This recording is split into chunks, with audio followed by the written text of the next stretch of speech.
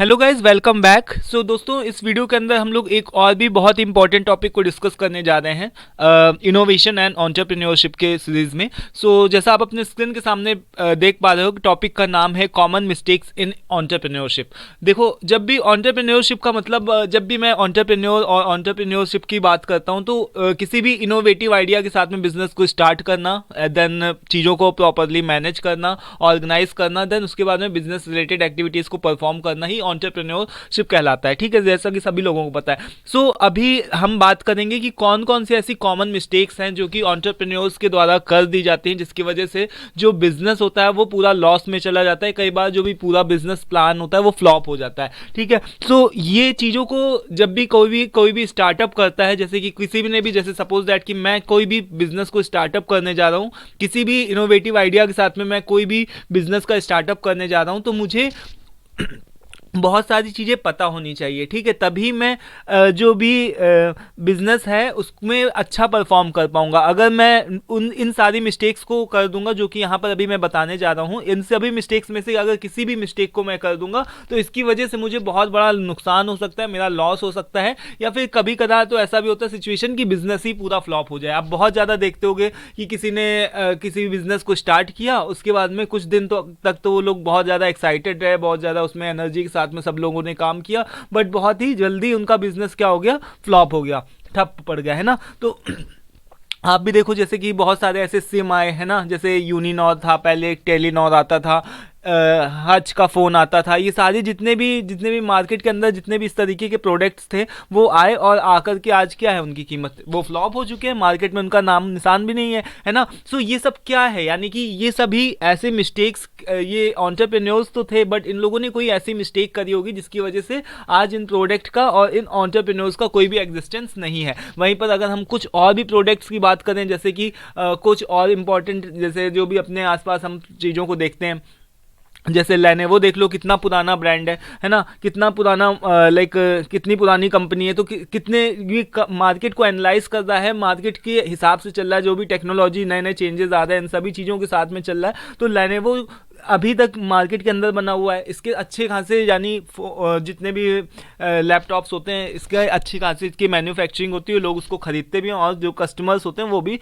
Satisfy भी होते हैं। ठीक है, यहाँ पर हम देखते हैं कि जो एंटरप्रेन्योरशिप की जो जर्नी है वो बहुत ही ज़्यादा चैलेंजिंग है। ठीक है, और इससे क्या हो सकता है कि बहुत ज़्यादा जो भी एंटरप्रेन्योर्स हैं ये इन कई सारी ऐसी मिस्टेक्स कर देते हैं जिसकी वजह से जो इनका बिजनेस हो सकता है वो फ्लॉप हो सकता है। तो सबसे पहले अगर हम बात करें मिस्टेक की, तो दैट इज़ कि लैक ऑफ मार्केट रिसर्च। यानी कि सबसे पहले जो मिस्टेक आती है वो यही आती है कि मार्केट की रिसर्च को प्रॉपर तरीके से नहीं करना। यानी कि क्या चल रहा है मार्केट के अंदर, किस चीज़ की अपॉर्चुनिटी किस चीज़ की है, इस चीज़ को एनालाइज ना करना। यानी कि देखना, जैसे सपोज दैट कि टेक्नोलॉजी एडवांस है, और अगर हम आज के समय में अगर हम ये सोच करके बैठें कि कोई भी पुराना कीपैड फ़ोन चलाने वाला अगर मैं मैन्युफैक्चरिंग करूं तो वो क्या बिकेगा, नहीं बिकेगा, है ना। जब तक मैं कुछ नया इनोवेटिव, कुछ भी नया ऐसा ना लेकर के आऊँ जो कि कस्टमर के लिए यूज़फुल हो, कस्टमर के लिए जो इससे कस्टमर सेटिस्फाई हो जाए, उस प्रोडक्ट को यूज़ करके खुश हो जाए, तब तक वो कोई भी प्रोडक्ट काम का नहीं है ना। तो लैक ऑफ मार्केट रिसर्च, यानी कि मार्केट की रिसर्च अगर आप नहीं सही से करोगे एज एन एंटरप्रेन्योर,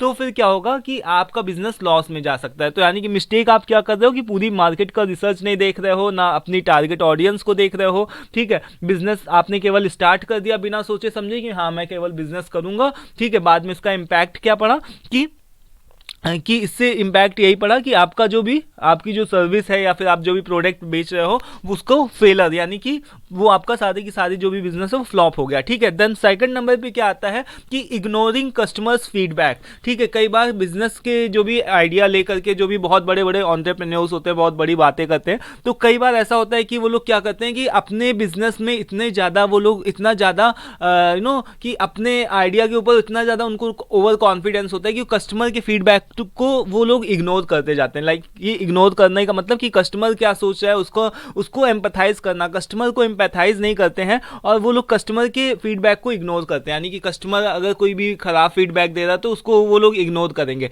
ठीक है, तो उनके अगर इग्नोर करने पे वो ध्यान नहीं देंगे तो इससे क्या होगा कि उनका जो भी पूरा बिजनेस है तब पर भी फ्लॉप हो जाए, क्योंकि कस्टमर के अकॉर्डिंग अगर आप प्रोडक्ट या सर्विस को नहीं डिलीवर करोगे, बनाओगे, तो उससे क्या होगा, वो भी आपके बिजनेस के फ्लॉप का कारण बन सकता है। तो यहाँ पर वही चीज़ बताई गई कि अगर आप कस्टमर की फीडबैक को नहीं सुनोगे अच्छे तरीके से, उनको नेग्लेक्ट करोगे या फिर अडॉप्ट नहीं करोगे जो भी रिसेंट चेंजेस हैं कस्टमर के अकॉर्डिंग, तो इसका इम्पैक्ट क्या पड़ेगा कि लॉस ऑफ बिजनेस। ठीक है, देन थर्ड नंबर पे आता है poor financial management. Poor financial management का मतलब कि आपको पता ही नहीं है, आप एक अच्छे, मान लो आप अच्छे इनोवेटर तो हो, आपने अच्छा कुछ भी लॉन्च कर दिया, आपने कोई अच्छा स्टार्टअप कर दिया, बट फाइनेंशियल मैनेजमेंट आपका नहीं सही है। आप कहीं पर ज़्यादा पैसा लगा रहे हो, कहीं पर से कम पैसा लगा रहे हो, कहीं से अगर मान लो आपको प्रॉफिट मिल गया तो आपने सही जगह पैसा नहीं लगाया। ठीक है, तो ये पुअर फाइनेंशियल मैनेजमेंट के अंदर ये सारी चीज़ें आती हैं। ठीक है, तो अंडर एस्टिमेटिंग कॉस्ट और ओवर एस्टिमेटिंग रिवेन्यू, यानी कि ना आपको पता है कि कहाँ पैसा लगाना है, कहाँ पर प्रॉफिट आ रहा है तो उसको कहाँ लगाना है, अगर लॉस हो रहा है तो कहाँ से पैसा लेना है,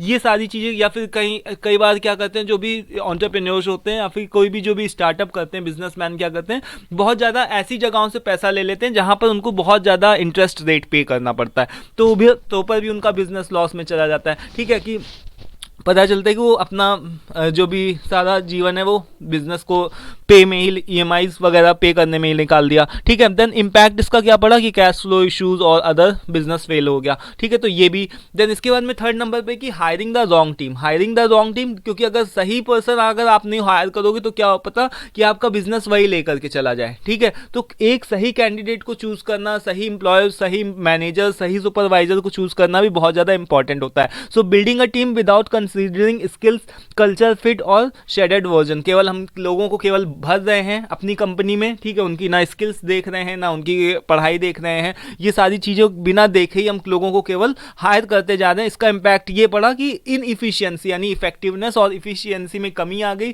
कॉन्फ्लिक्ट बढ़े, जो भी कंपनी के अंदर कॉन्फ्लिक्ट बहुत ज़्यादा क्रिएट हुआ, और इससे क्या हुआ कि कंपनी का कल्चर खराब हुआ। और जब कंपनी का कल्चर खराब होगा तो ओवरऑल जो भी परफॉर्मेंस होगी प्रोडक्टिविटी में और अलग तरीके की चीज़ों में, क्वालिटी में भी गिरावट आएगी, जिसकी वजह से कस्टमर सेटिस्फाई नहीं होगा, और कस्टमर नहीं सेटिस्फाई होगा तो फिर आपका बिजनेस फिर से फ्लॉप हो जाएगा। तो ये बात हो गई। देन फिफ्थ नंबर पे क्या आप लिख सकते हो कि फेलर टू अडेप्ट, यानी कि अगर आपने रिसेंट नई जो भी टेक्नोलॉजी मार्केट के अंदर चल रही है उसको अडॉप्ट नहीं किया तो उसकी वजह से भी आपको क्या होगा, बिजनेस आपका लॉस में चला जा सकता है या फिर आपका ब्रांड बंद हो सकता है। जैसे आप देखते होगे ना, नोकिया का जो भी फोन था उसने विंडोज को ही अडॉप्ट करके रखा हुआ था, उसने एंड्रॉयड को वो नहीं एक्सेप्ट कर रहा था अपने अंदर। तो आज क्या है कि नोकिया का अब तो धीरे धीरे से फिर से ग्रो करने की कोशिश कर रहा है। फिलहाल उसका क्या हो गया, यानी कि वो तो लॉस में चला गया ना, उसका तो एग्जिस्टेंस खत्म हो गया था, क्योंकि वो उसने अपने आप को अडॉप्ट नहीं किया। जो भी चेंजेस, रिसेंट चेंजेस हो रहे थे उसके अकॉर्डिंग उसने अपने आप को अडॉप्ट नहीं किया। ठीक है, 6 नंबर पे क्या है कि